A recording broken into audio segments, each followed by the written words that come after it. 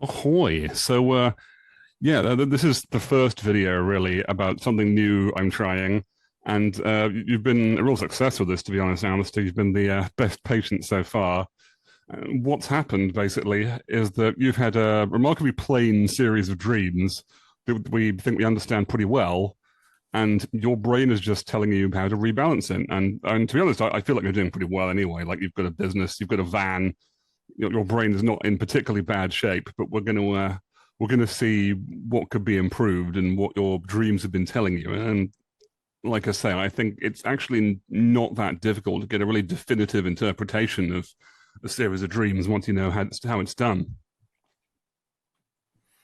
Yeah, yeah, definitely. They've definitely been quite on the nose. They're pretty easy to see what's the general theme is, and it helps too because the theme recurs a lot, just in slightly different kind of iterations or flavors. So yeah, yeah. I guess my case is quite a good one because I've got a lot of material from the dreams to work with, and then a lot just from actual life too. So it's quite easy to actually put them together, I would say.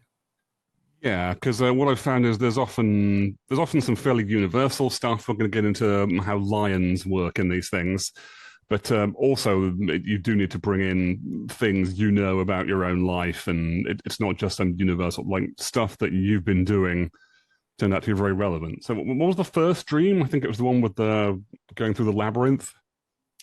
Yeah. So do you want me to do the retell the whole dream pretty much? Yeah, just tell the story Yeah. of what happened in Yeah. this labyrinth. So this dream there's two parts. The first part I was growing tomatoes, and yeah, they were growing to like full fruiting within a day and just bursting off the vine. So yeah, and I was in this dream kind of thinking like this is a problem. I've got to start harvesting these, but they're like almost coming off too early actually. So that was the first part. And then the second part, yeah, I was going through a labyrinth, and I was And let's be clear, a labyrinth is linear, right? A maze is confusing, but a labyrinth is actually a linear pathway. yeah, yeah, there were no offshoots, or yeah, I was it was windy, and yeah, but there was no alternate routes really. So I was going through this labyrinth, and I was driving. It was like a toy car, but it was also my mum's car in the dream. So I was going through in this toy car, and there was basically like the roots of trees and branches growing through the labyrinth walls themselves, and it was quite difficult kind of getting over them and through them. But in a lot of places, they'd been sawn through already by someone who'd been through this labyrinth beforehand. Um, and yeah, I remember thinking, I hope I don't ruin my mum's car. I hope it makes it through this labyrinth and actually gets me to where I want to go. I never had the thought that I could get out of the car actually in the dream, which is quite funny. Then I get to the end, and there's this huge door, and I'd been through this labyrinth as a previous iteration or a previous avatar. And that time I'd opened the door and picked the wrong door to open, and been killed by a monster on the other side. And yeah, so this was my second time going through the labyrinth, which led to the theory that maybe I'd been the previous time through. It had been me soaring through these trees and stuff, blocking the way in the first pass through. Yeah, I think you said it looked like a chainsaw had been used on these roots and Yeah, stuff, which feels like a. I mean, you can dig into these things. That feels like a very sort of aggressive, manly sort of way of just chopping through these things. We can get into why that is. yeah, and I would say as well, like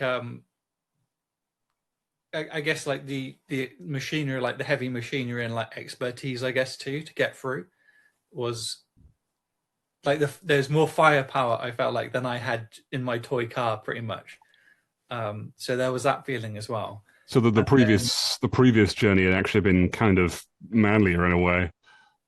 yeah, yeah, you could say that. Yeah, it's yeah, in some ways yes, and maybe like others no.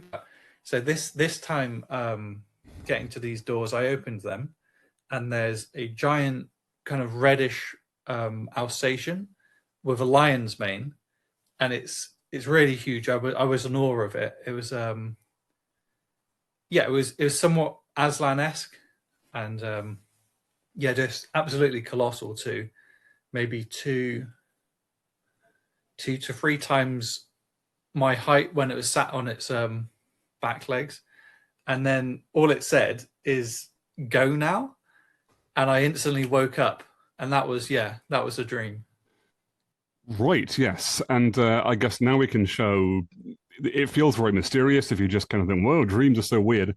I think a lot of this tends to be self inflicted. Like, I used to think dreams were weird. And if you've insisted to yourself that dreams are weird, why would you bother, right? But what we found is there's a pretty clear meaning behind this. And so you mentioned how you've had a previous run at your business.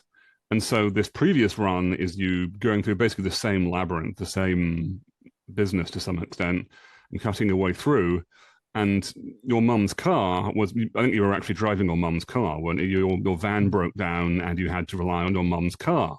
And maybe you found this kind of embarrassing. I think you said it was a toddler car as well.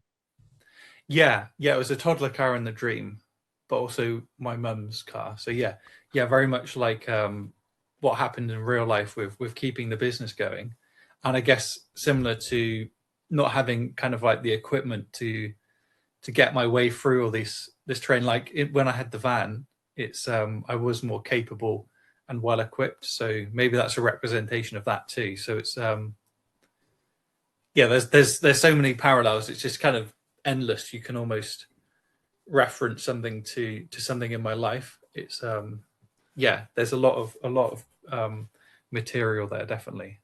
That is also something I found with these things. Like, once you start associating, once you know how it works, then it's almost like these roots just spreading outwards of like, this is related to this, and this is really just, and there really is nothing wrong with that. I think if you don't overthink it, the roots are going to spread legit. Like, and this is a weird sort of territory where whatever pops into your head first is probably the right answer. Like, I think traditionally in more rationalistic stuff, you're supposed to think things through very carefully with very carefully constructed arguments. And that's fine in that territory. But when it comes to pictures and dreams and things, just kind of the first weird idea that pops into your head could genuinely be the right answer. And I think we also need to talk about your dog, because you mentioned he was the king of dog. No, he was the lion of dogs. He had a lion's mane, and that's where a lot of stuff from movies comes in as well. So you can get some somewhat universal symbols from movies, and I think Jordan Peterson talked about this a lot. I don't know how he's doing these days, but Jordan Peterson talked about this a bunch, where there's things in The Lion King and things that are quite universal symbols. I mean, I've been watching these things with fresh eyes myself. And so with lions, I think most people nowadays think of Lion King where what Mufasa is the king, and he's got a big lion's mane. And then I think Scar has less of a lion's mane. And this is such a deeply rooted symbol where the lion is the king of the jungle. He's the king of the animals. And they have that scene on Pride Rock where they're standing at the top of the hierarchy on Pride Rock. The lions are closest to the sun. They're yellow like the sun. The hierarchy turns up a lot as well. And yeah, so, and what's crucial is that lion's mane. That's the kind of natural sign of kingship, even more than a crown.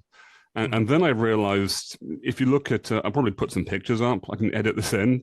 But even the Robin Hood movie years ago has the exact same symbols. So it's even stronger, actually. Prince John is this kind of weedy lion who looks kind of effeminate, dare I say? Like, by lion standards, he kind of looks like Yeah, he looks like a lioness, doesn't he? Yeah, he looks like this weak lioness with the crown. And cartoons are great at communicating this stuff because they're really sort of strong and exaggerated, which is probably why those Disney live action remakes aren't so fun. But yeah, he's got a big crown because without the crown, he's nothing. And it doesn't really fit him very well. He's kind of got to stick his ears out, I think, for it just to fit in his head.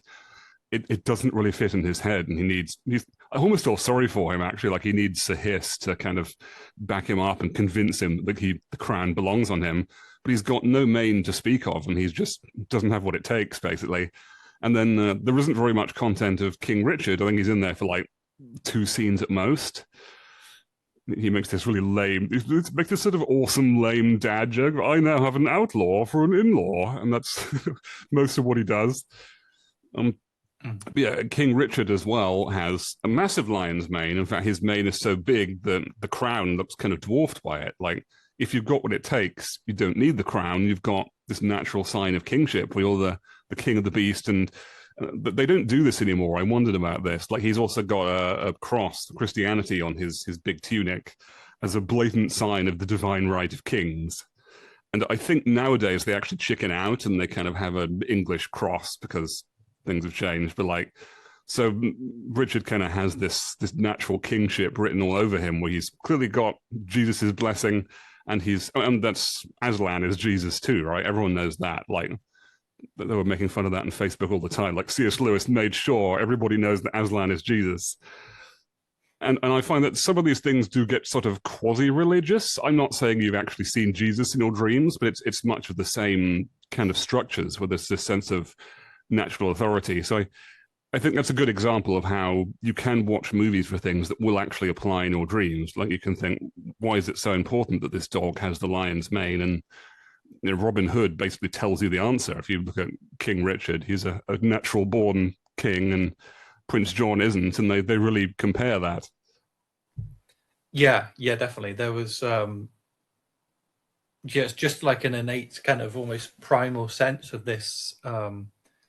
This thing was higher up than me on the hierarchy. Yeah, it was bigger as well.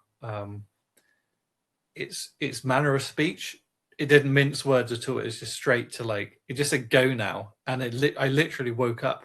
That was it. It basically woke me up. So he almost commanded you to awake or something. Like, he had more control of your brain than you did. Yeah, it really did. It's it was so trippy. It's one of those ones where you could, you can make an argument like you're going to wake up at some point that seems meaningful during a dream, but the fact that it literally said go now, and then that was it. It was a very, the chances of that happening by mistake are very low. So yeah, it's a long enough dream by the sounds of it, and it just happens to end when this kingly dog gives you his command.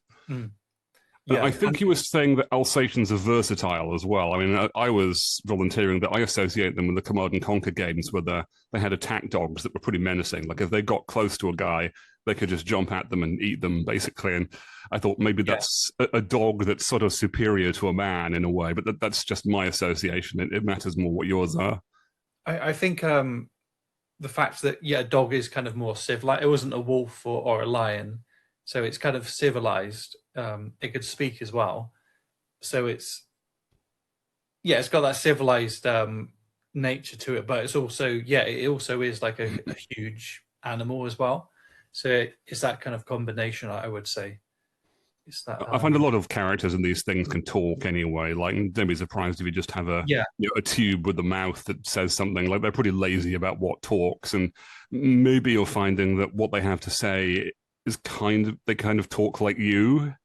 Seems to happen a lot. Like, then they don't really have their own voice. They're written like it's you talking to you in a way. Yeah, that's very true. It's it's just a slight tangent. It's one of the themes I do have through my dreams is basically fighting myself by getting in just bloodthirsty fights with things like monsters and the like, which is technically I'm just fighting my subconscious. So that's one habit I will I'm trying to work on, and have the like lucidity to realize in that moment that I'm like attacking myself in some way. So that is one of the things. And somehow I got this as a clue from, I think we both watched David Lynch stuff, haven't we? There's a moment where the log lady in Twin Peaks says, in a dream, are all the characters really you? In a dream, are all the characters really you? Different aspects of you?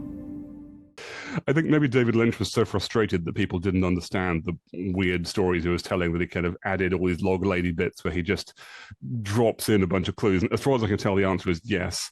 In the dream, all the characters are kind of you, even if it's not at all obvious they're you. And some of them can even be bigger than you. But yeah, so this dog was probably sort of you commanding you, but it's also something you don't know is you. It's really strange. You play as your ego in these things.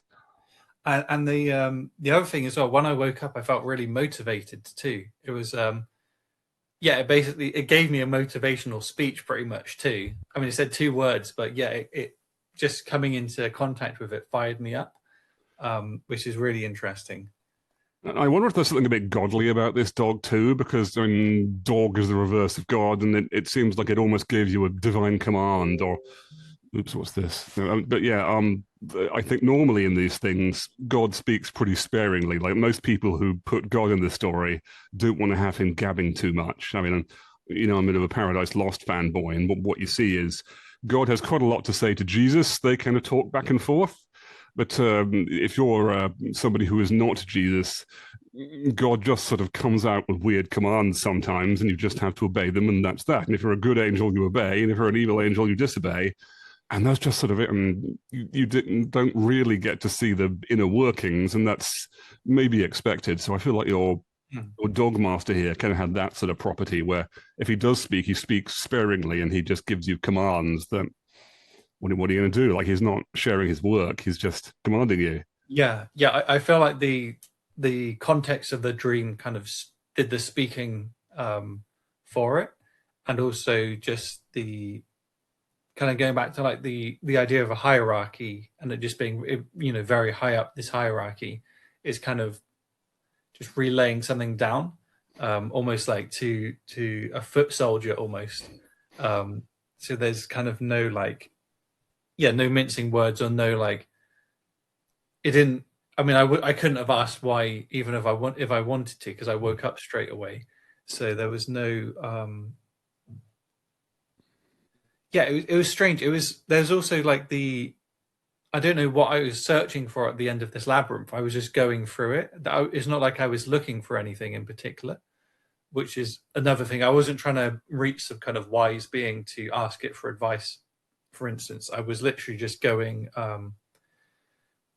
for a labyrinth, and that's what was happening in the dream. There's no some dreams you want to do something or achieve something, but this I was just kind of going through it, and then came across this being. So it was almost like you were going through the motions of I've been through this labyrinth once, might as well do it again. And I think there was a sense that I had to go through it, because otherwise I wouldn't have taken the risk of opening the door, because obviously last time it didn't work out very well. It's very, so one thing that I do think of, if one time I opened it and a monster destroyed one of my avatars, that's almost like a part of my subconscious has I don't know, subsumed my conscious brain almost. And then this time it was almost the opposite. It was like a piece of my unconscious, or something I came across, actually just catapulted me out of the dream state entirely. So it's an interesting, maybe I got rid of something going through that labyrinth the first time. I got rid of something I didn't need in some way.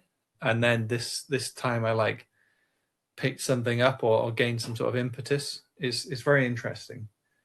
We can get into what this dog's command means, because it was not very obvious to begin with, and this is where dreams can actually relate to each other, and they're all about on the same topic. We can see how this dream evolves, where you might think, well, what does go now mean? And by itself, it's not very helpful. Like, you woke up. I mean, it's interesting to see how this was kind of real to some extent as well. Yes, it was all in your head, but you really did wake up feeling energized and adrenaline and stuff. And that means it sort of was just a dream, but it wasn't a dream that didn't affect you or anything, or didn't show you anything. It seems like a dream that's trying to tell you something. Yeah, it's no different from people pay to go to a Tony Robbins talk and to get fired up. So it's no different from that, and I'm getting that from a dream, which is really interesting. Not bad. And so when Dara said there is almost something worth paying for in this stuff.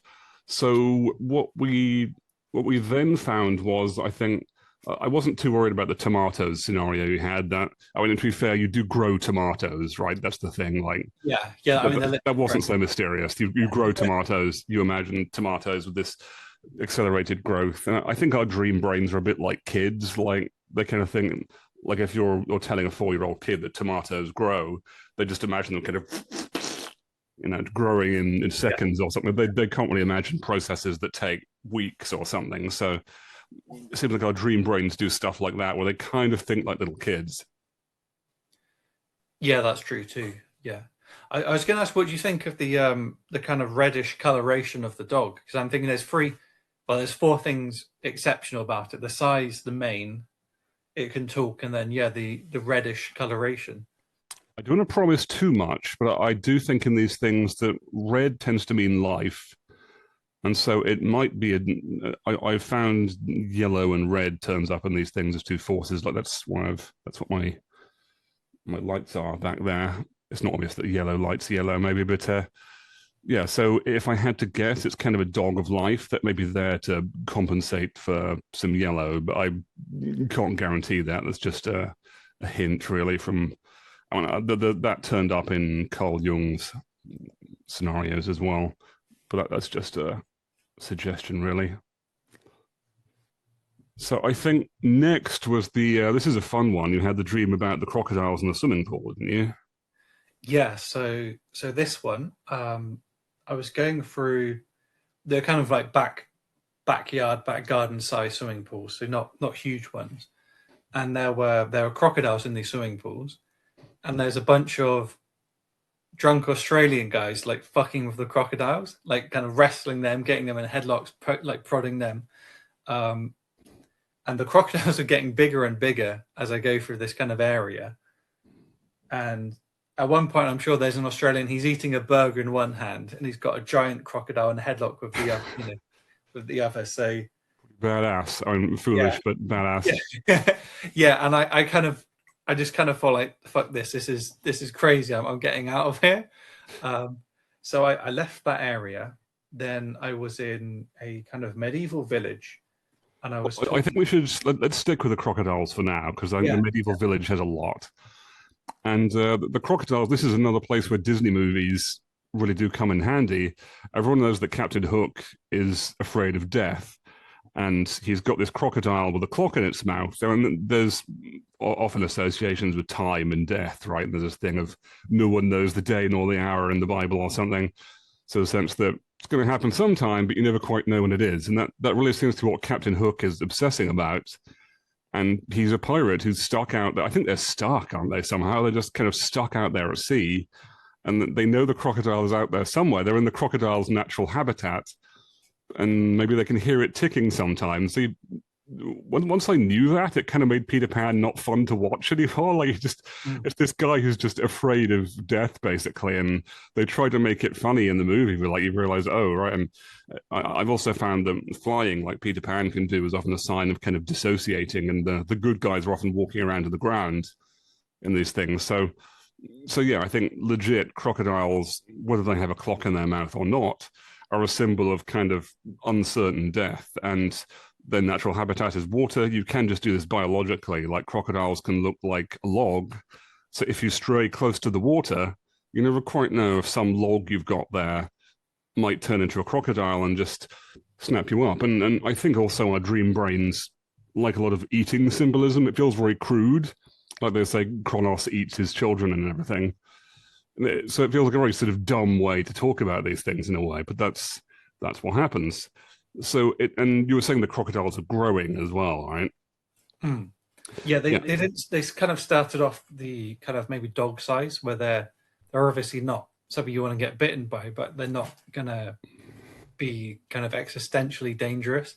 And then by the end of it, by the time we got out there, they were getting kind of it was getting more and more out of hand. So that's what prompted me to leave.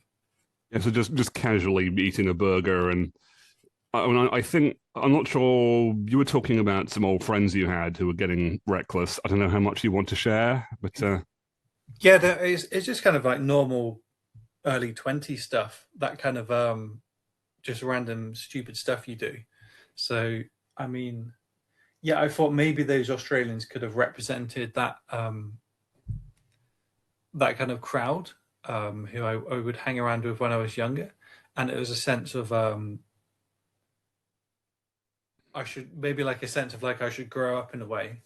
Um, another idea I've heard is the crocodiles are like really kind of primordial subconscious, and you're supposed to leave them alone if you encounter them, because it's just a very like kind of like deep rooted thing in our in our programming.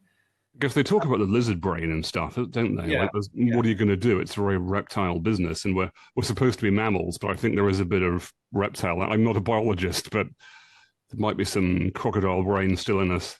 Mm. And crocodiles are very long term too, right? They're kind of perfect. I think they haven't really changed much for, I don't know, millions of years, and they're perfect jaws. And I think people talk about the jaws of death or like the jaws of defeat and stuff, right? So yeah.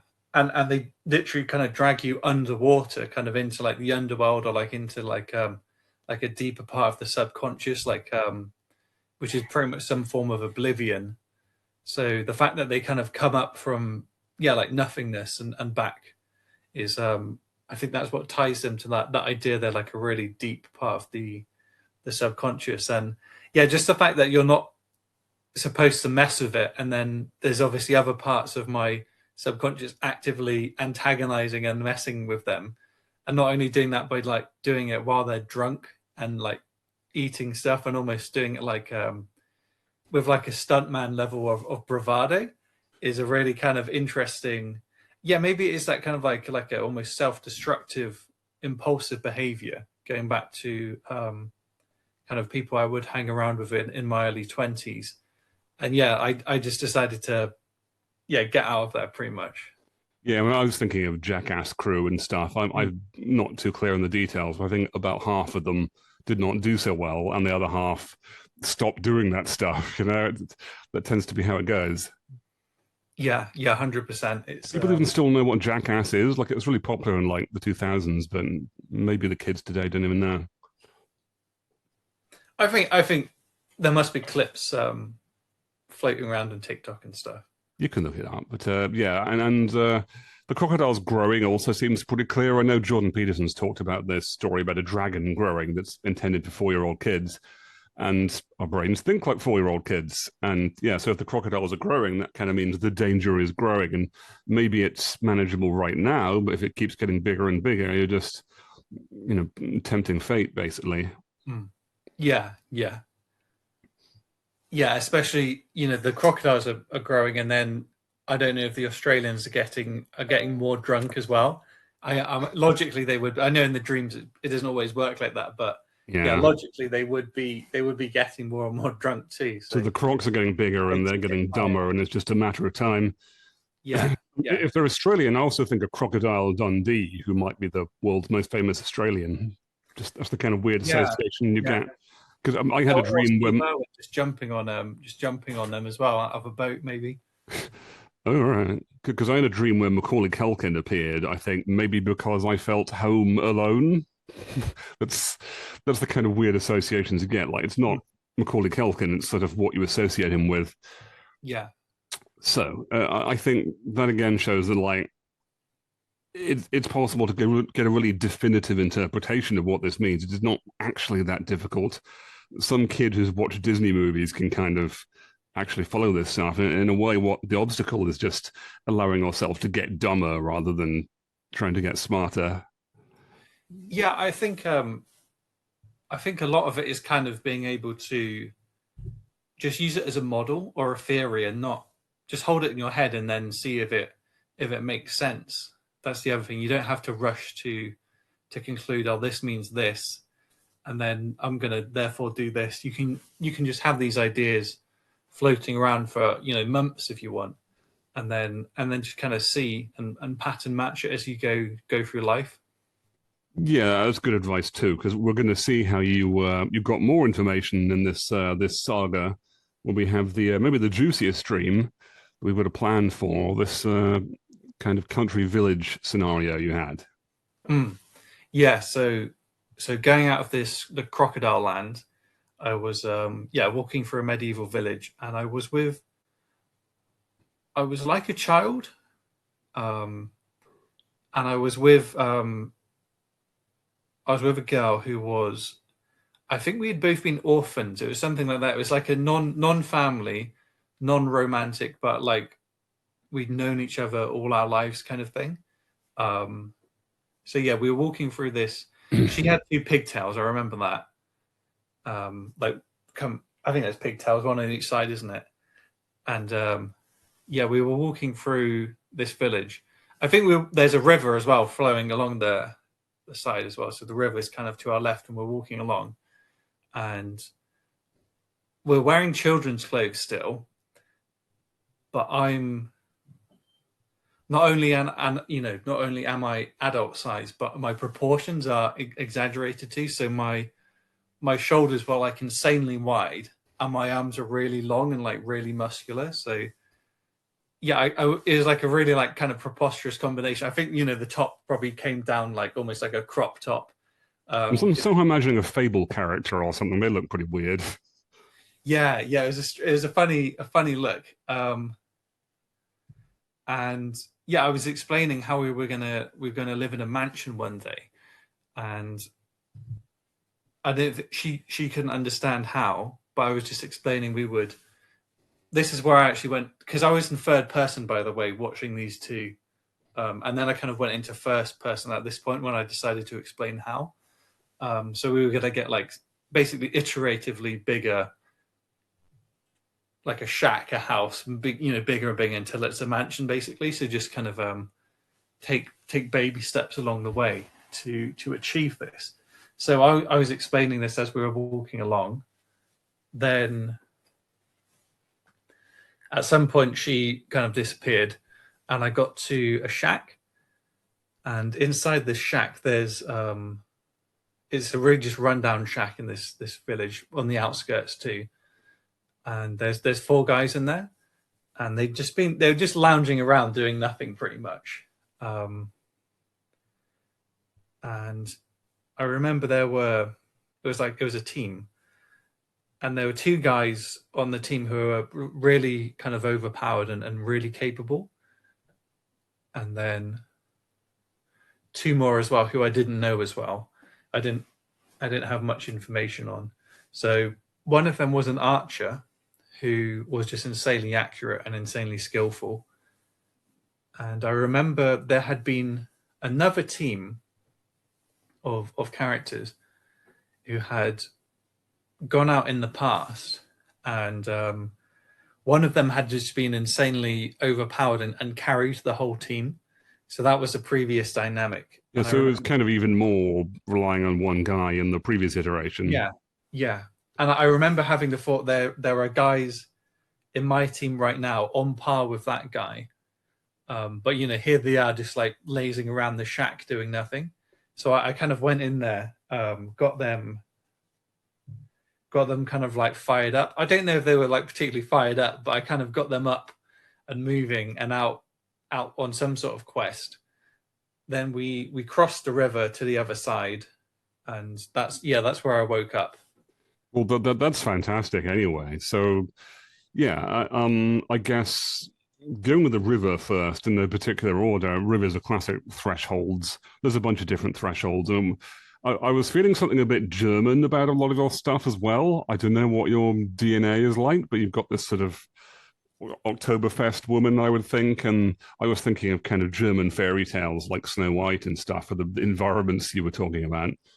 But crossing the river is a classic threshold, and you see this in Robin Hood movies all the time. There's almost always a scene where Robin has to cross a river, and that's where Little John or someone appears as this kind of threshold guardian to say, you're crossing the threshold. And just look up Crossing the Threshold, I guess, for one thing. That's Roy Joseph Campbell stuff. And the other thing is, I noticed there's kind of an irony here with the swimming pool you had in the previous stream. Ought to be this kind of nice, safe, civilized body of water, but it was for the crocodiles. And then the river didn't seem to have any crocodiles in it. And that feels like kind of this the sense that things are getting too civilized, and people will say this. I think there's kind of Conan the Barbarian stuff about this all the time. Like, civilized being over civilized is just as dangerous as being under civilized. Everyone gets kind of soft and they forget how the civilization was built and all that. So the crocodiles now are in the swimming pool, not in the river where you might think they would be. Yeah, I like that. It's I mean, same as, I mean, just getting drunk is a civilized thing to do. It's a sign of like excess, isn't it? If you're really poor and in poverty and on the frontiers, you're not out there kind of getting drunk.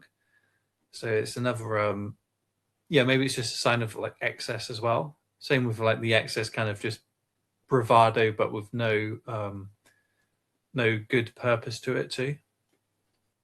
Yeah, and I guess that we're not sure what the purpose of the quest is yet. We're gonna get into this, but so the next thing we were thinking about was, I think you mentioned before that there were four characters in this shack, and one of them had a bow and arrow like you, and that was the character you identified the most with. You had a bow and arrow, so did he. Yeah. And here's a very tricky question, right? Here's a real David Lynch moment. How many bows and arrows do you think there actually are? I didn't mention this before. How many bows and arrows do you actually think there are?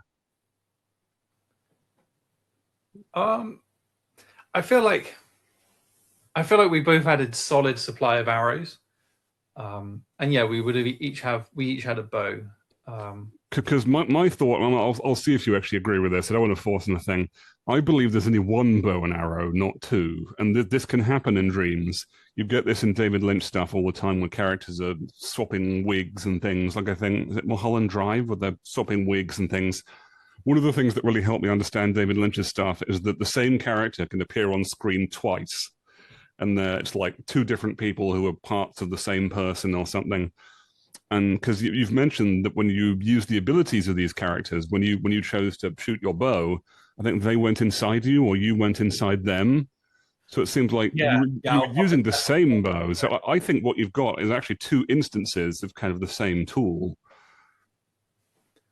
Yeah, it could be. Yeah, maybe it's an element of redundancy too, because I had the feeling that although this archer was incredibly accurate and would never miss a shot and was far more accurate and skilled than I was, I would just shoot 10 times as many arrows and kind of force it.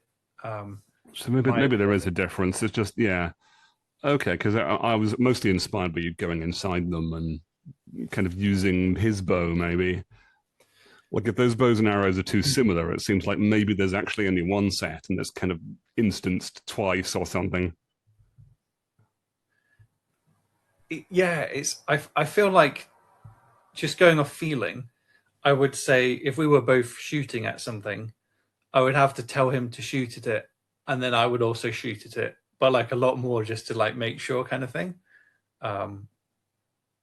I feel like I was literally kind of the prefrontal cortex, kind of doing things like using willpower to get things done, and then these four were more instinctual aspects or faculties. So yeah, and that was the great discovery, right? These four characters are the faculties, and I think, I don't want to jump to conclusions, but I think Carl Jung had a definitive list of four faculties.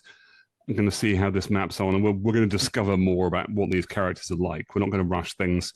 I was kind of impressed by how large your cast is, actually. You've got this kind of sisterly woman character and four faculty characters, but at the same time, as you might expect, we don't know that much about some of them. You can't necessarily see their faces yet. Yeah. So I know there's the archer kind of hunter type. I know there's kind of a nervous administrative kind of guy, almost like a quartermaster. I haven't actually met them. I know there's also kind of like a more kind of like magician, kind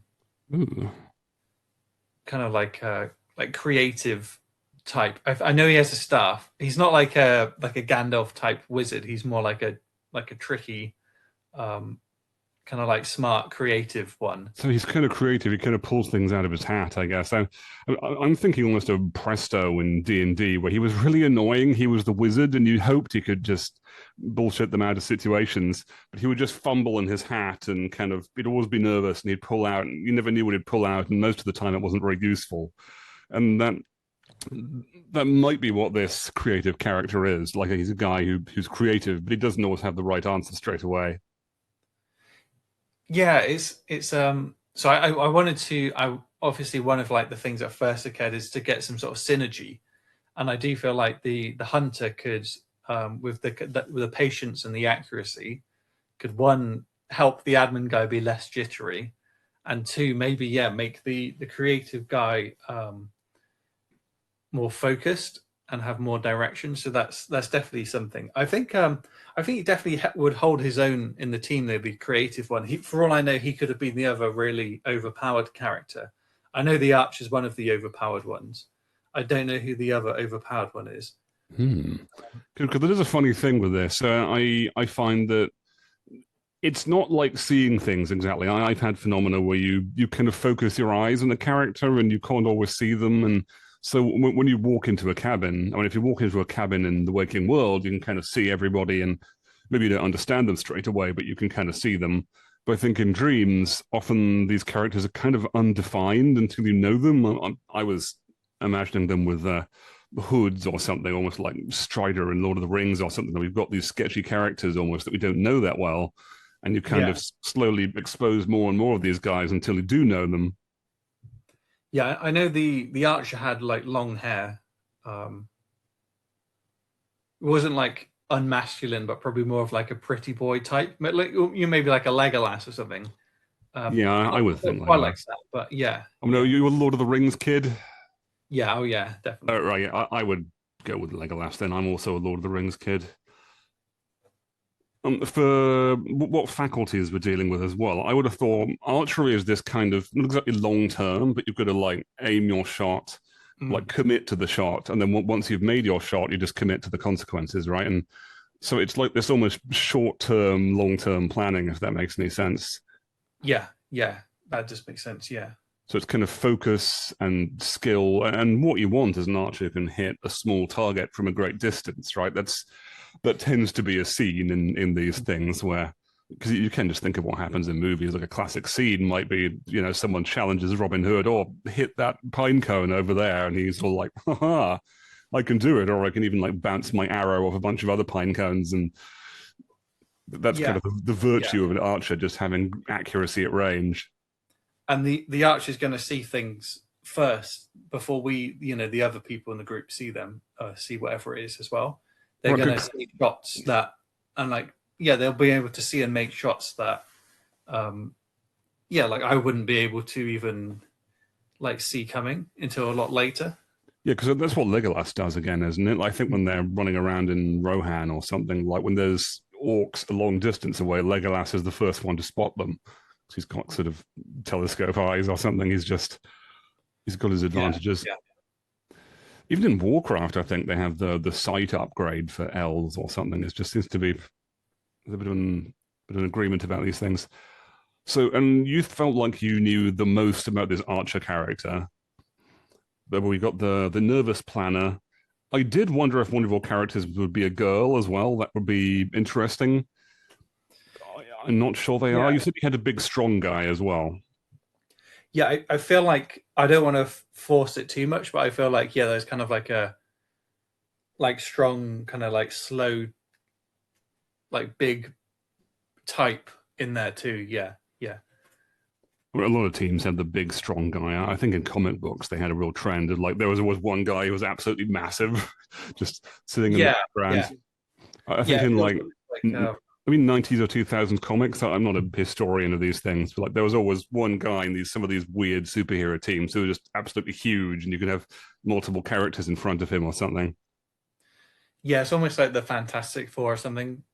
There's like the cocky guy, the smart, I guess, like the intelligent, like he's kind of the leader. I don't know where I fit into this. Maybe I'm Doctor Yeah. Doom or something.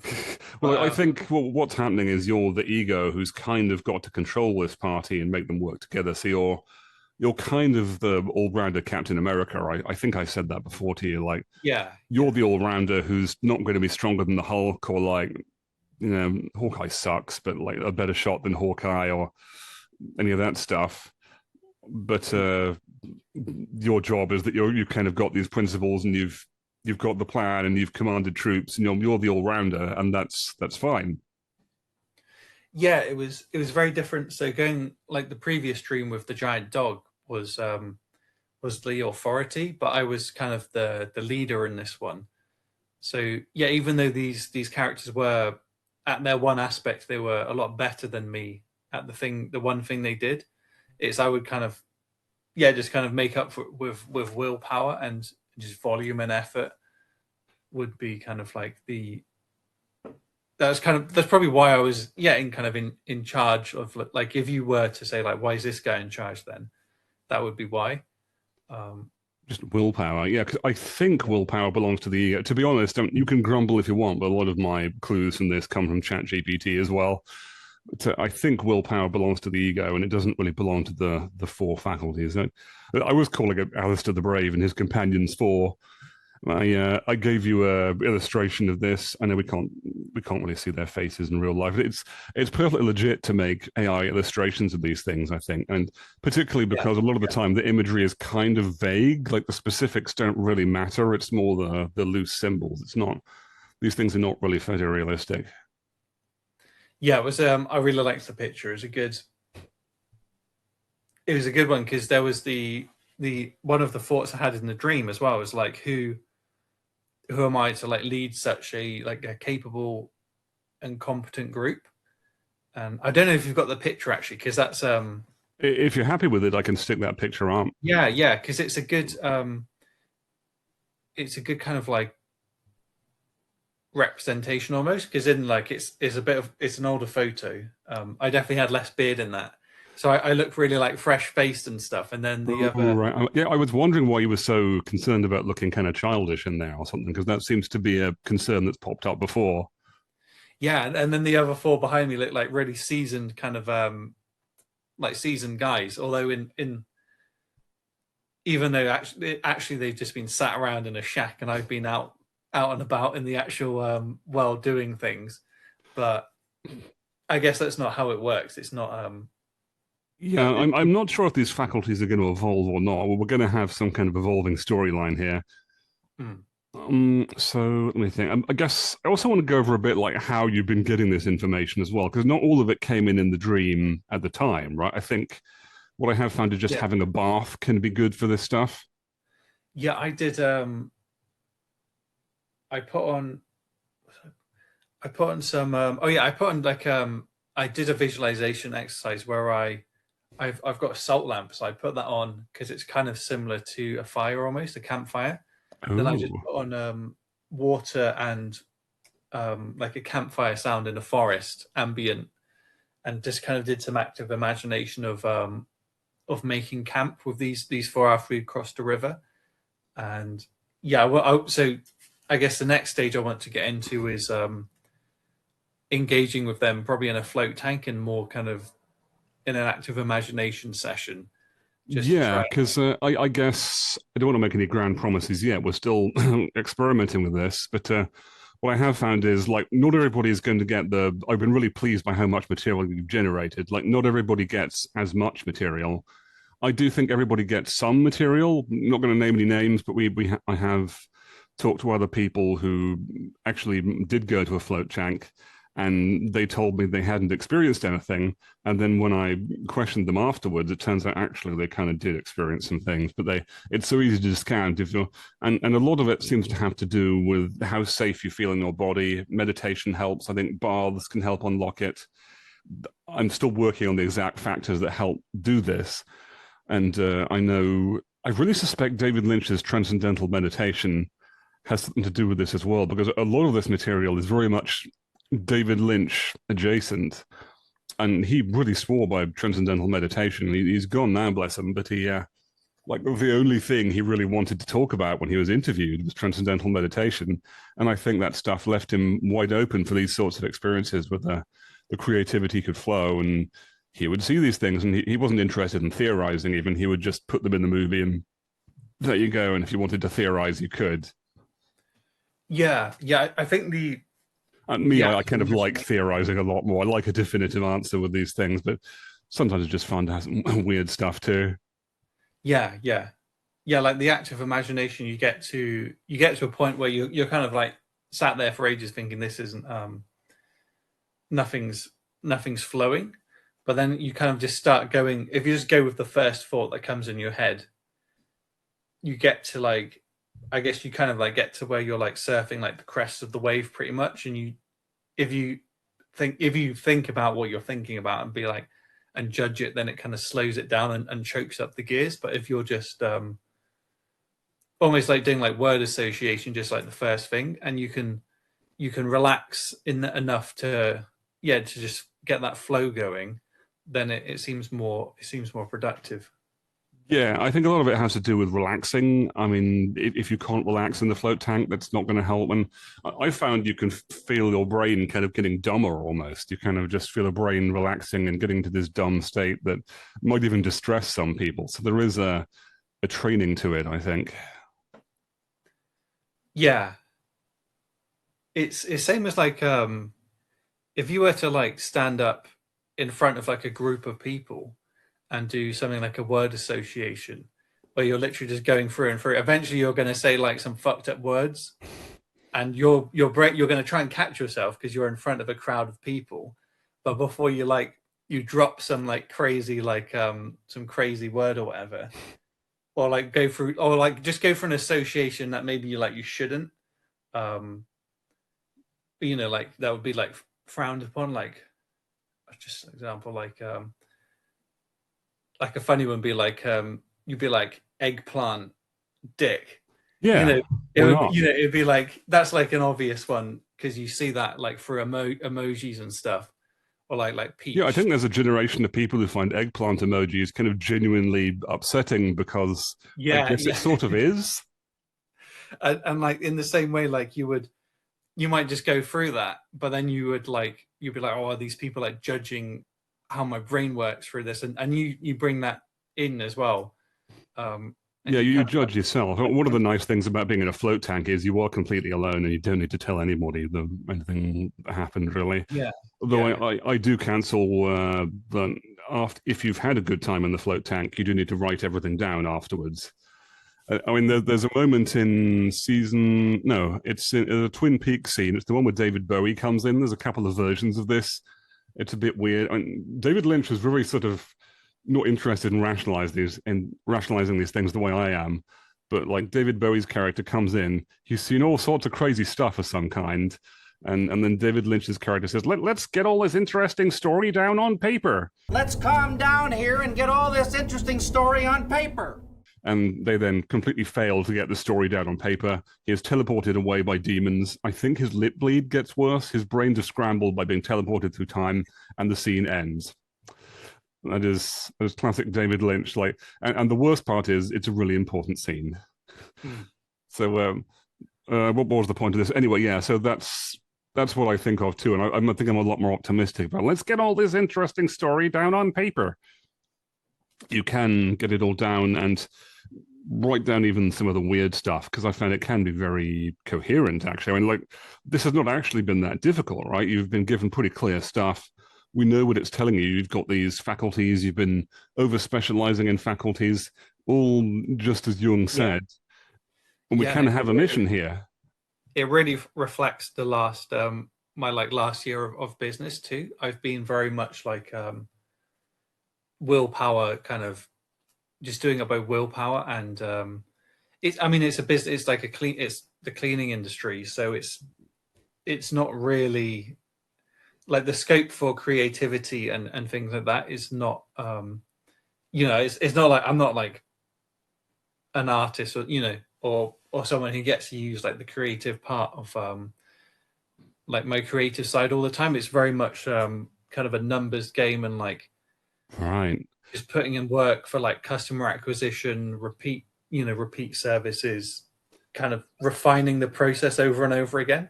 And yeah. then kind of And what I've been seeing is you seem to be doing fine at that, but it sounds like deep somewhere in your brain, your other three faculties or something are creaking, and clearly you're pretty creative because you came up with all this stuff and it's pretty clear what it's about. Yeah, I mean, like for a long time I've been like I play guitar a lot, made my music, drew, always had like a creative outlet, I guess. And now I've not I guess, yeah, I haven't really been putting any time into that. And it's kind of been like hustle, like hustle, very much like modern, like hustle culture type living or like approach to my business. So yeah, I mean, one thing with the creator side I want to do is build kind of advertising funnels. So one thing I'm going to bring in is recording things like first person with a GoPro, recording a lot more of like the satisfying type cleaning footage, putting music over it, editing it, and kind of bringing that in as a way of like, in a pragmatic sense, but also kind of actually bringing, kind of engaging like a more creative side, and not only creative, but more long-sighted too, because building a sales, I mean, maybe it's a sales, I'll just call it a sales funnel for all intents and purposes. That is more of like a longer process rather than my customer acquisition has been like leaflets and going door to door. So to my mind, that sounds like customer acquisition has been the Archer character, and maybe the nervous planner guy. That actually makes it pretty clear to me. The nervous planner is maybe nervous about making long-term plans. Yeah, I think the nervous planner was like a lot of that. Doing my first tax return was, that's like the first maybe that's like the first kind of big administrative task I've had to do with my business. So I think the nervous planner is nervous because I don't listen to him as much as maybe I should. I think that's more kind of like, that is more me kind of being more negligent. And so in the active imagination, I did feel a sense of sadness from the planner. So I think that maybe is more of like a feeling of neglect. And I know just in life, if you have a bunch of kind of open loops of things you need to do in the back of your head, it takes mental energy away. So if you kind of close those loops and actually get more done and do that kind of planning stuff and get that sorted, you do liberate energy to move forward on your other goals. So yeah, so that's what I'm hoping for, that pursuing this stuff. I mean, this stuff's kind of fun anyway. Like, if you want to say what's the point of doing this, it's kind of fun just to make weird pictures of what you had in your dream and discuss what it meant. Like, is that really any worse than watching a movie or something? But the real excitement here is this might genuinely affect your business, and we can see where that goes. But this might actually rebalance your faculties if you get to know these characters better. So it's like an interface for your brain.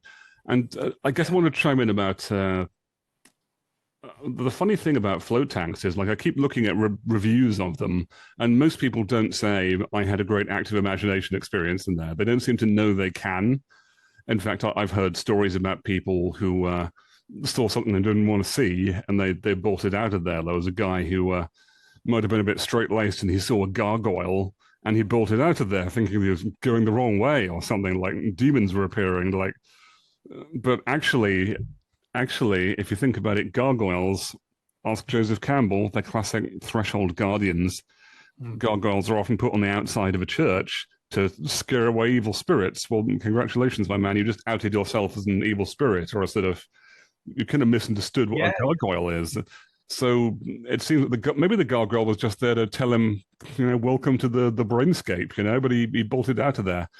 So the reason you don't see reviews for this stuff saying, wow, I had some cool experiences in there, the reason you don't see it is because most people don't know they can, they don't try, and then often if they do see anything, they bolt out of there. But I do think nothing in there can exactly hurt you. That's not how it works. Like, that gargoyle couldn't actually have hurt him. It might have said something he doesn't like, but like, the gargoyle can't hurt you. It's fine. I mean, it's all just in your head, right?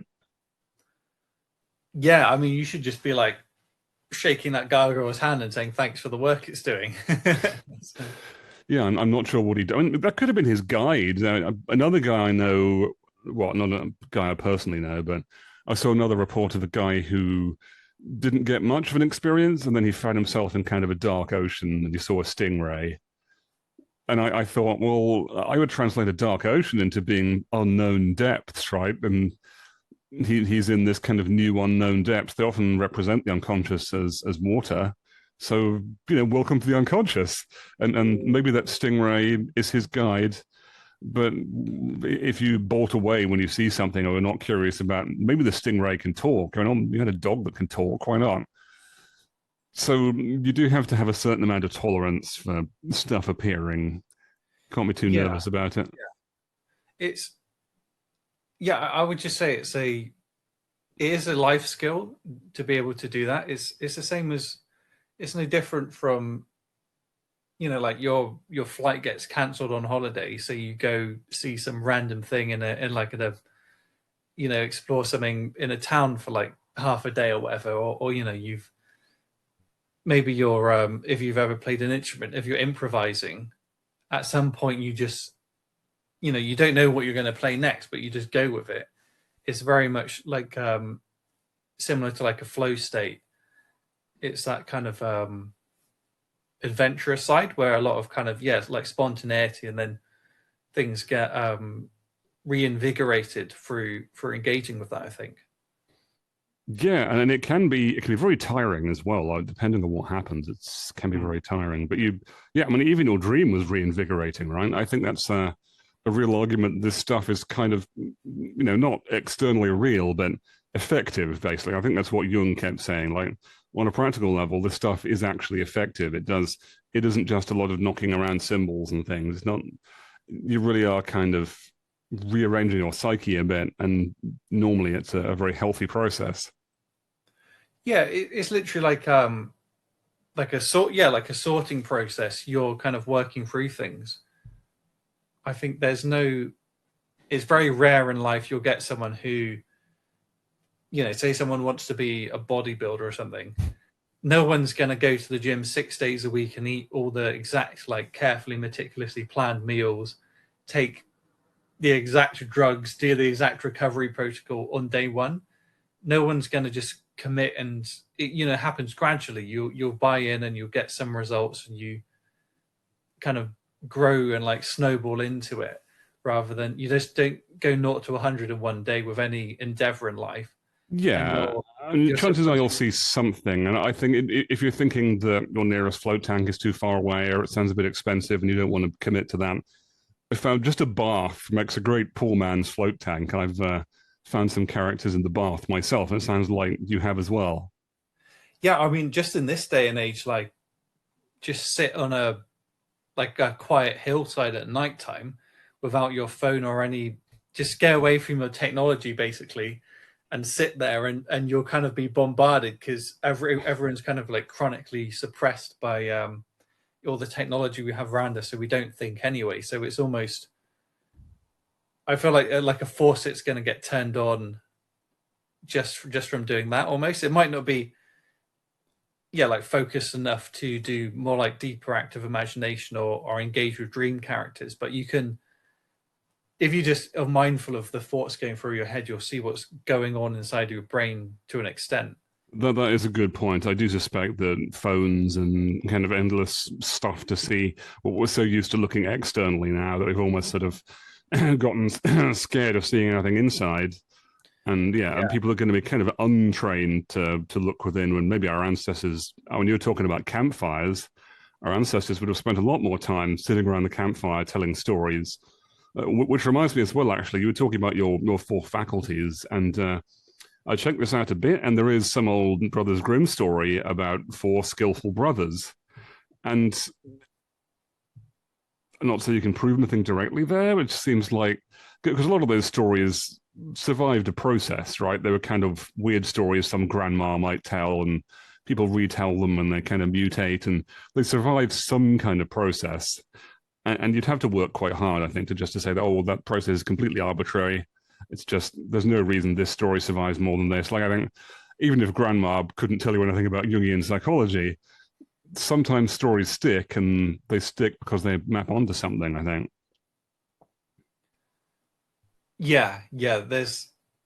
You can be the most like atheistic, even the most atheistic people in the world have like Star Trek or something, which has got some very clear like recurring themes and yeah, just motifs running through it. So it's not like even the most like secular minds can't stay away from archetypes. Yeah, and that's kind of what I thought as well. Like when we've been talking about the hierarchy, I know some people shudder when they hear about hierarchy. They think it means abuse, basically. But it seems like it's awfully like show me a way to get around hierarchy, right? Like if hierarchy means abuse and abuse is bad, that's just another hierarchy. It's kind of self-defeating. Like you've got a hierarchy of abusers and abused, and the people being abused are sort of paradoxically further up the hierarchy because they're more virtuous. It's just another hierarchy, right? It seems like even if you can diss one particular hierarchy, you can say I reject your hierarchy, but you kind of have to substitute your own. And even if you want to say there are no hierarchies, don't you think that people who believe there are no hierarchies are smarter than people who believe there are hierarchies? It's awfully hard to get out from under that. Like, let me know if that's possible, but like, good luck, I'd say. Yeah, I would just like two things. One, it's always the male characters are in some sort of hierarchy in the dreams, and I fit in that hierarchy. The dog was male, and yeah, I was like the leader of this little group. So there were, even though part of me was kind of thinking, am I like worthy to lead this group? I was nonetheless the one with all the initiative and leadership. So yeah, maybe you are. Maybe you'll feel more worthy as you go. I do find that feeling of unworthiness happens when you're dealing with things that are bigger than you. Maybe together these four faculties are bigger than you, and it's possible that just one of them is not bigger than you, but all together, you probably are harnessing something that's bigger than just your ego. Yeah, and I would definitely want the group to be like bigger than me, because otherwise it's kind of it's almost like a force it's more than just like a force multiplier. It's something more yeah, like organic with a mind of its own. It's hard to describe. It's yeah, I would want the people in my group to be like, not only to for to be like a guest star, but also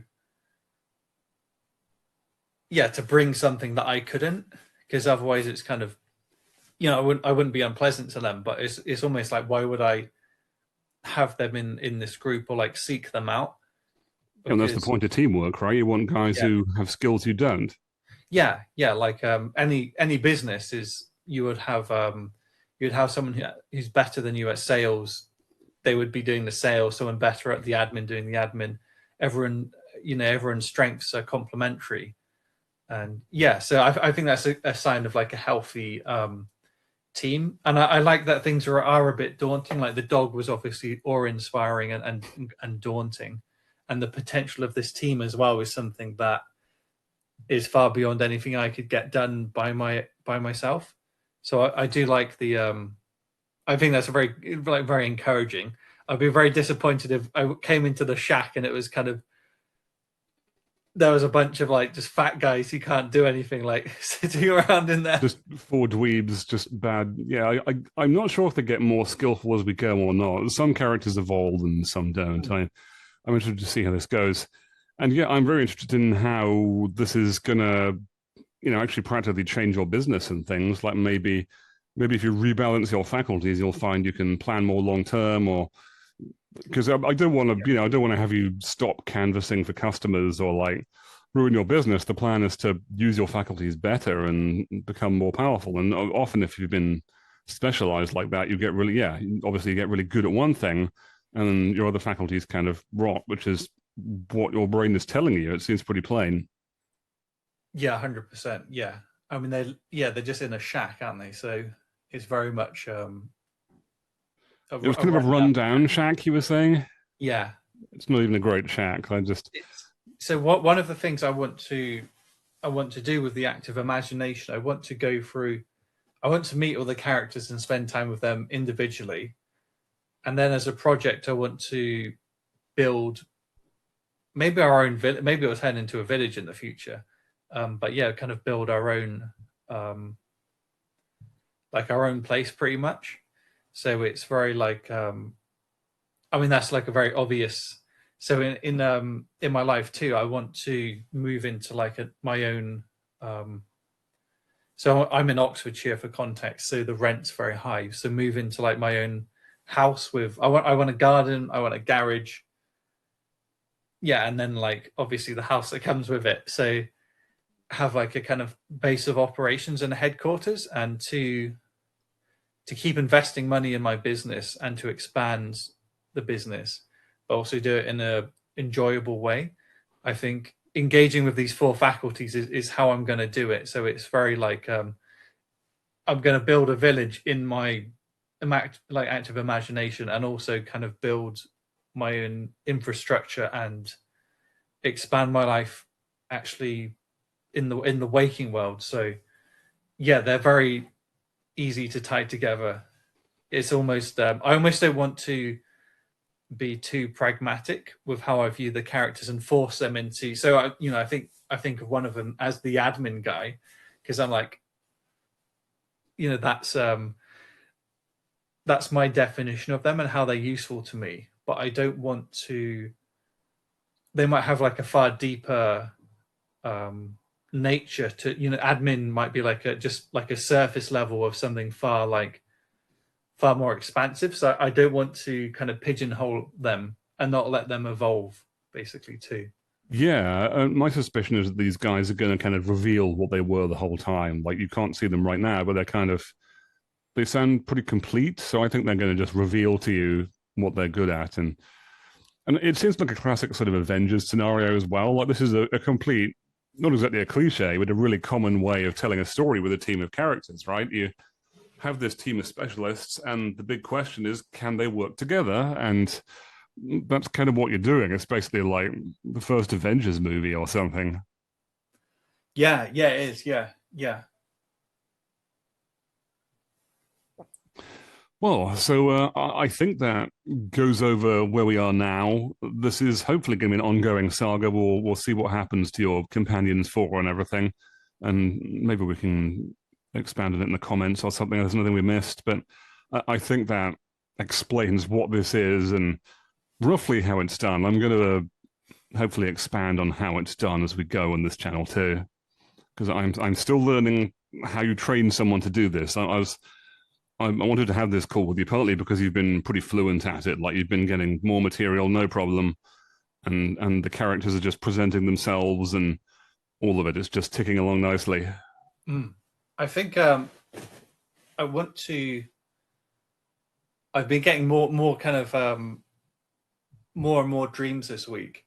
They've been more. I haven't remembered a lot of them, but there are sections now where I'm starting to remember, and I'm starting to remember some themes, and it seems more like again more like a wake up call type theme to some more dreams. So tonight I'm definitely going to, when I wake up, I'm going to like think back over the last dream I remember. So I'll get some more material, but I think it's I think my brain's trying to tell me something. I'll say that much. It sure looks like it, doesn't it? Yeah. Yeah, I think I've been neglecting the creative aspect, and that's. I'm hoping that some of my theorizing has helped unglue some of this as well. What the kingly dog is and what might have happened here. Yeah. I think as well. Maybe at some point the 4 of us, or the 5 of us rather, will go back to visit, or maybe I'll visit the dog on my own actually. But after kind of going through this journey, but also in a similar sense, the dog, it felt very much like a psychedelic experience where I've had them in the past, and the only takeaway is you know everything you need to know. Why have you come back to this realm? So it kind of reminded me of that too. So I think the fact that I wasn't given any instructions, I do think that's kind of just a nod from the dog almost. Like you know what to do. You don't really need to come here. It's very much like Yeah, because he was kind of shooing you away, wasn't he? Because I felt like for a while there, his command was ambiguous. And then when you mentioned some of the stuff about your 4 companions and everything, what he meant by go now becomes a lot clearer. So it was a bit uncertain for a while there, but I think we've got this figured out. Yeah, I think so.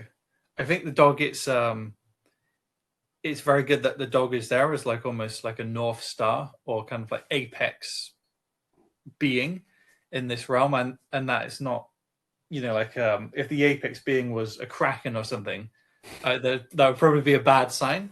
But it's like a very noble, like regal, like powerful animal. So I think it's good to like leave it where it is, kind of like it's the brightest star in the sky or something, and that's a good. It's good that being is in that like top position. I think that's definitely. Yeah, that feels very kind of King Richard. I mean, I know star imagery turns up a lot in these dream things as well. There's a lot about people used to navigate by the stars, and I know Jordan Peterson talks about this.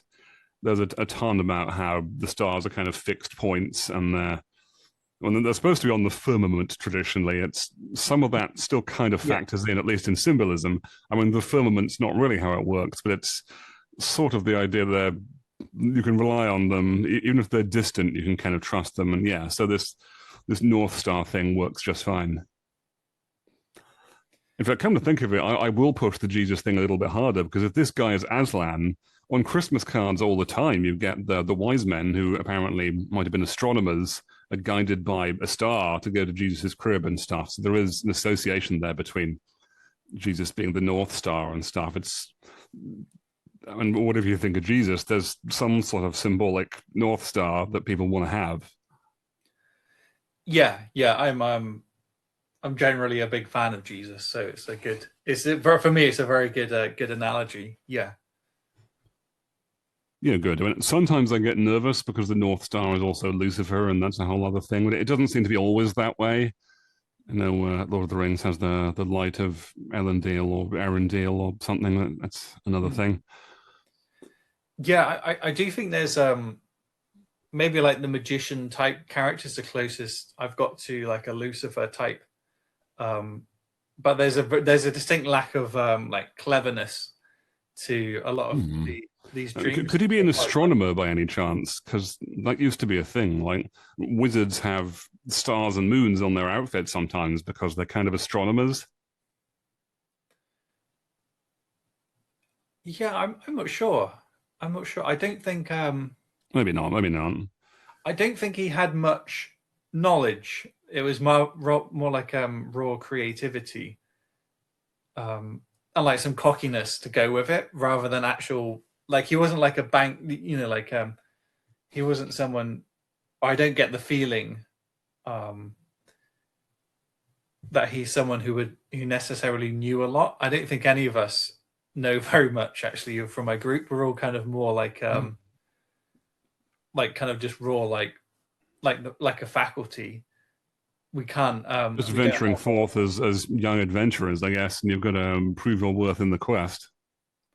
Yeah, we're definitely not people who know like secrets and knowledge about things. We're definitely more like just going like completely like blind-eyed and just getting out there, kind of. That's what it's more like. That can help. Because I think I like a quest structure to these things as well. I like to have a quest. I mean, Jung's experiences seem to be almost like debates or something. I think when he started off, he was quite stuffy and rationalistic, and there's things that happened to him and to correct that. But I think he went in there kind of hoping to own these characters with facts and logic or something, and just impose reasonable, which is kind of what Alice in Wonderland is about. I think like he was a bit rationalistic and hoping to kind of defeat these guys by reasoning them away, and that wasn't really what happened. They both learned from each other, which is another storytelling cliche, right? Like I remember watching Channel 101 stuff that was like they had to tell stories very quickly because they had like 5 minute videos. And so you've got a lot of sort of deliberate cliches where they really had to hit the story beats quickly. And there were loads of episodes that ended up, well, I guess we sure have learned a lot from each other. Like it was kind of comic because it all happened so quickly. But yeah, Yeah, that's a real cliche to have. Well, I guess we're not so different, and I guess we learn from each other in this quest. And I think there's a reason that's a cliche. Like that's what happens when you talk to these faculties and stuff. You're going to find that they're all you, basically, which you already know. But I guess the question is how they're you, basically. yeah. I guess that's part of why I want to meet them. I'd like do a little kind of almost side quest with them individually. Is just to kind of integrate with them. It's one thing I've been doing, getting just taking a photo bank of like a forest near to me to. So I'm going to go on a hunt with the archer basically, and bring back a deer. I think it's going to be a deer to the camp, but I'm saving that to do in a float tank though. Yeah, I mean, my approach is that stuff that happens in the float tank is canon, and stuff that you think of in the bath is kind of hypothetical. That's just been my rule. Sometimes stuff that happened in the bath does happen in the tank as well. But I've always taken the float tank as more canon. It's not the dry run, and it seems to be more effective. Yeah, I like that. Yeah, yeah. I think it's yeah. I'm just kind of putting up general scaffolding pretty much. Yeah, and you're allowed, I think, to prepare a scenario and things. I mean, what's probably going to happen? We can test this. This is all on record. What's probably going to happen is that you'll have a lot of expectations. A lot of them are going to get fulfilled. You're probably going to go on that hunt, but something surprising might happen after the hunt that shows you something your regular brain didn't know. Yeah, yeah. That'd be awesome. That's to kind of like dreamlike state. I would be looking for 100% to have something unexpected, and just something I can like take a lesson or an insight from. Definitely. Yeah, I tell you, some unexpected things can happen. I mean, I think Jung was very surprised by a lot of what happened. He sort of took it on the chin, but I mean, it's good that Jung's done all this ahead of time. Like he's charted a lot of the territory where we kind of know what the four faculties are and stuff. Like poor old Jung had to do this by himself in a very rationalistic world where he worried that he was going insane, and he just sort of had to push on ahead. And it turns out maybe he was not going insane. It seems to have done a lot of good. Yeah, yeah. It's awesome that there's a framework. Definitely. So it is weird for sure. Like that's just how it is. It is weird, but it is effective, and it's normally good for you. That's why I'm interested in this now. Yeah, I mean, like, it's just nice to have a narrative to your life as well. I think that's quite overlooked this day and age too. You kind of get your own mythology for this. Yeah, I guess it does overlap with mythology and a lot of things, and just that kind of territory. yeah. It's almost like indulgent in a way to have like your own backstory or something like that. But it's I don't know. It makes it does make things a lot more engaging and more exciting to think there's a sort of what's the word, like meta reality as well that you're existing in. Yeah, and it's kind of, I guess, because this seems to relate quite directly to what you're doing in your business and everything. But this makes your business feel a bit more like a noble quest in a way, and something you can broaden out. I should say as well, I did notice that you've been to the Labyrinth twice, right? The Labyrinth is linear, but now you're doing this Jung style thing of kind of perambulating around the self, I think it's called. You've got a more circular structure where you've got this town and you venture out from town. So that feels like a real switch over where you've gone from this kind of focused linear, let's do the thing again, that kind of found a natural end, and your brain is warning you that there's other things you can do. Yeah, yeah. Yeah, definitely. It's I want to meet up with maybe it was my anima, the female character. I'm not sure. Oh yeah, she might be. She might well be. I'm not sure. Yeah, can't promise anything, but I mean the anima for people who haven't heard of the Jung stuff, yeah, it normally appears as a woman. I think Jung's anima appeared as Salome. You can check this out. She appeared as Salome from the Bible. She was kind of a villain. Like Salome is the slutty dancing girl, I think, somewhere in the Bible, who asks the head of John the Baptist. And so I think she was a real villain, and she wore a blindfold. She was kind of blind desire or something, and it was. But at the same time, characters who look villainous in these dreams, I think it just means you don't like them. It doesn't mean they're evil. So what had happened was that I think Jung was uncomfortable with sexuality, or like uncomfortable with blind desire and stuff, because everybody was kind of uptight back then. And so his his anima character, I think, has to do with Eros and things. But yeah, his anima character appeared as a rather villainous character, and it was the character of Elijah who had to tell him that she is my daughter, and he kind of said that she was okay, I guess. But anyway, so it might be your anima. We'll see if she upgrades. That's been known. Jung likes things to come in fours, so it's nice that you've got four.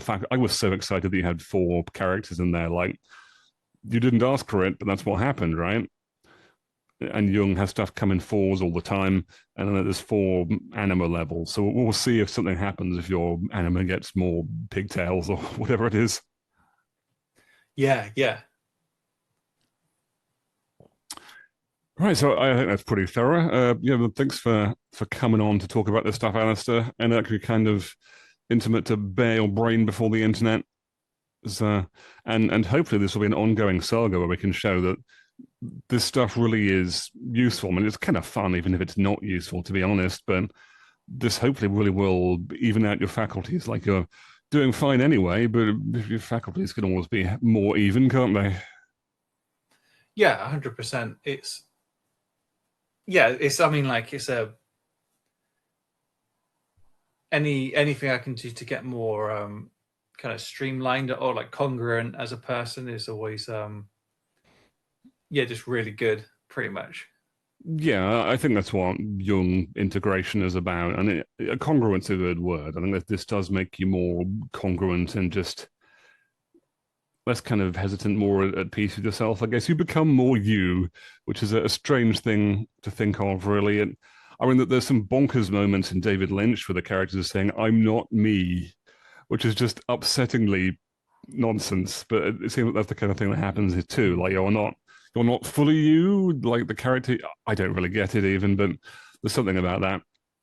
So there we go. I think I'll close things up, and we can see as this goes on. I know you're a busy guy and stuff, but at some point we'll continue this saga and see what these companions four get up to. Yeah, definitely.